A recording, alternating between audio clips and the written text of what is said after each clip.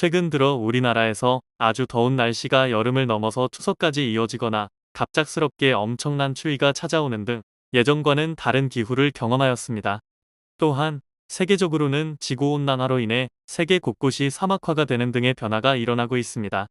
이런 상황 속에서 우리는 더 이상 온난화를 방치하고 있을 수 없게 되었습니다. 이러한 지구온난화를 해결하기 위해서 탄소 중립이라는 개념이 나타나게 되었습니다. 탄소 중립이라는 개념이 무엇이고 탄소 중립을 효과적으로 활용하기에 적합하다고 볼 수 있는 리빙랩에 대해서 알아보겠습니다.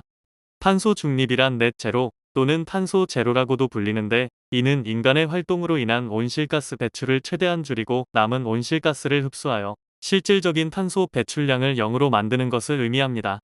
예를 들자면 공장에서 탄소의 배출량을 최대한 줄이고 배출된 탄소를 포집하거나 흡수하여 실질적으로 온실가스의 증가량이 없도록 만든다는 것입니다. 그렇다면 이를 실천하는 방안에는 어떤 것이 있는가 알아봅시다. 탄소 중립을 실천하는 방안을 간단히 이야기해보자면, 차량과 공장 등의 화석 연료의 연소를 최소화하거나 습지나 숲을 복원함으로써 탄소 흡수원을 확장하여 탄소 흡수량을 확대하는 방안이 있습니다. 또한 네거티브 배출 기술을 통해서 대기 중에 있는 이산화탄소를 제거하는 등의 방안이 있습니다. 이러한 방안들은 효과적일 수 있지만 시민들과는 완전히 연관이 없어 보이는 방안처럼 보이기도 합니다. 지구온난화를 해결하기 위해서는 많은 사람이 기여해야 하기 때문에 이는 좋은 방향성이라 할 수 없습니다. 그렇기에 지구온난화를 공공의 문제로 여기고 해결하기 위해서 나오게 된 방식이 리빙랩입니다. 리빙랩이란 우리말로는 살아있는 실험실 또는 일상생활 실험실이라 할 수 있습니다. 리빙랩이란 특정 공간을 설정하여 공공기관과 기업, 그리고 시민사회가 협력하여 문제를 해결하는 수단이자 방식입니다. 전통적 연구개발 방식과의 가장 큰 차이점은 실제 환경에서 해결책을 실험하며 참여자들이 주체적으로 협력한다는 점이 있습니다. 이것을 포함해서 어떤 특징들이 있는지 살펴봅시다. 리빙랩의 주요 특징은 세 가지로 현실 중심과 사용자 참여, 다학제적 협력이 있습니다.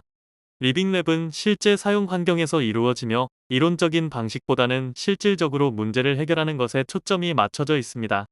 그리고 사용자가 아이디어를 제안하고 실험하며 이에 피드백하는 등 적극적으로 참여할 수 있고, 다양한 분야의 전문가, 기업, 정부, 지역사회 등이 협력하여 문제를 해결하게 됩니다. 리빙랩의 과정은 총 5단계로 문제 정해, 공동 설계, 프로토타이핑, 테스트 및 피드백, 확산 및 공유의 과정에 걸쳐 이뤄집니다. 처음에 참여자들이 모여 해결해야 할 문제를 구체적으로 정의하고 사용자와 전문가가 함께 해결책을 공동 설계한 뒤 이 해결책을 실제 환경에서 실험 가능한 형태로 구현합니다. 그리고 이를 실제로 활용해보고 사용자로부터 피드백을 받아서 해결책을 개선한 뒤 성공적으로 결과물을 만들어 적용한 뒤 공유하는 과정입니다. 이와 같이 사회적 협력을 통해 혁신을 실현할 수 있기에 현대적인 문제 해결 방식으로 주목받고 있습니다. 마지막으로 해당 리빙랩이 지구온난화를 해결하기 위해 실제로 어떻게 활용되는지 알아보도록 합시다. 해당 활용은 국내 대학교에서 환경부 신기후체제 대응 환경기술개발 사업입니다. 이 사업은 리빙랩을 기반으로 지자체, 기업, 주민 등 모든 적응 주체들이 함께 기후 변화 적응 계획을 수립하고 실행할 수 있도록 지원하는 도구와 시스템 개발을 목표로 진행하고 있는 프로젝트 중 하나입니다.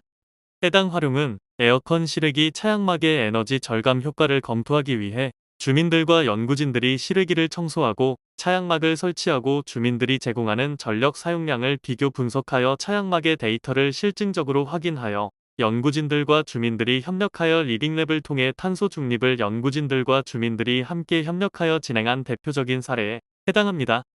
이와 같이 시민들에게 있어서 지구온난화라는 멀어 보이는 문제를 리빙랩을 통해 시민들의 협력을 아주 효과적으로 이끌어내어 탄소 중립을 이루어낼 수 있습니다.